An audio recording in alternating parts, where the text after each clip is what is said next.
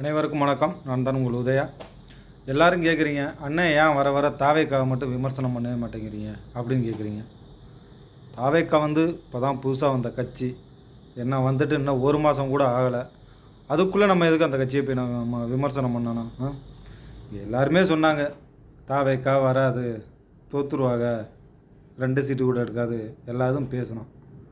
ஆனால் இன்றைக்கி அவங்க தானே ஜெயிச்சிருக்காங்க. வந்துட்டு ஒரு மாதத்துலேயே ஒரு கட்சியை பற்றி நம்ம குறை சொல்ல முடியாதுல்ல. இன்னும் 5 வருஷத்துக்கு அவங்க தான் ஆள போகிறாங்க. என்ன ஆனாலும் இந்த சில பேர் இங்கே சொல்லிட்டு தெரியலாம், அவங்களாம் இன்னும் 6 மாதத்தில் போயிடுவாங்க அப்படின்னா 5 வருஷத்துக்கு அவங்க தான் ஆளுவாங்க. அவங்க தவறு பண்ணிட நம்ம பேசுவோமே. எதுக்கு ஒரு கட்சி புதுசாக வந்தவொன்றை மட்டும் நம்ம அந்த கட்சியை குறை சொல்கிறது நியாயங்கள் இல்லை, அது தவறு. ஆனால் அவங்க தவறு பண்ணுனா கண்டிப்பாக நம்ம கேட்கணும் ஏன் என்னன்னு.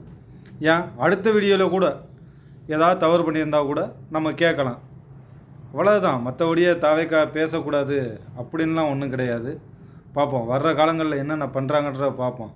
மக்களுக்கு என்னென்ன மாதிரி திட்டங்களை கொண்டு போகிறாங்க, இல்லை அவங்க சொல்கிற திட்டங்கள்லாம் நடைமுறைப்படுத்துகிறாங்களா இல்லையா, இல்லை புதிய திட்டங்கள் கொண்டுறாங்களா, இல்லை பழைய திட்டங்கள் இருந்ததை எதுவும் மக்களுக்கு பண்ணுறாங்களா என்னன்றதை பார்ப்போம். இந்த கல்வி கடன்லாம் ரத்து பண்ணலாம், என்னென்ன விஷயம் ஃபஸ்ட்டு பொறுத்திருந்து பார்ப்போம். புதுசாக வந்து ஏற்கனவே கஜானாலாம் காலியாகி போய் இருக்குது, உள்ளே போய் பார்த்தா தான் எது எப்படி இருக்கும்னு தாவேகா தலைவர் விஜயன் அவரை சொல்லியிருக்காரு. நேரம் உள்ளே போயிருப்பாங்க, பார்ப்போம். எல்லா துறையும் பார்க்கணும்ல. இப்போ எத்தனை ஒரு 8 துறை தானே அமைச்சர்கள் போட்டிருக்காங்க. இன்னும் மிச்ச துறைகள்லாம் இருக்குது. எல்லா இடத்தையும் பார்த்துவிட்டு அதுக்கப்புறம் பார்ப்போம், தாவேக்காவை பேசுவோம்.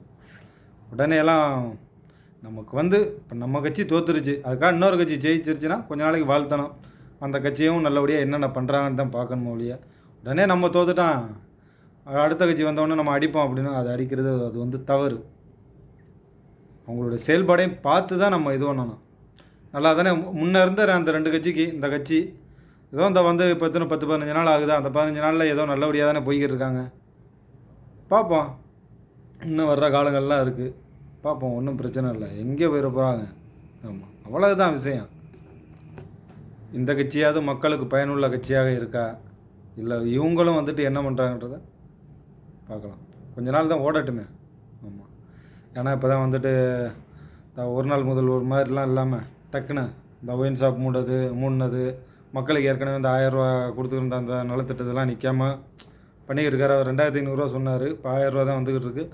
பார்ப்போம், ஒரு 6-7 மாதம் போகட்டும். ஏன்னா ஒரு புது ஆட்சி அமைக்கணும்னா எப்படியும் கொஞ்சம் நாள் ஆகணும். 2 வருஷம் ஆண்ட கட்சியை விரட்டிட்டு இப்போ தானே வந்திருக்காங்க. பார்ப்போம். நன்றி, வணக்கம்.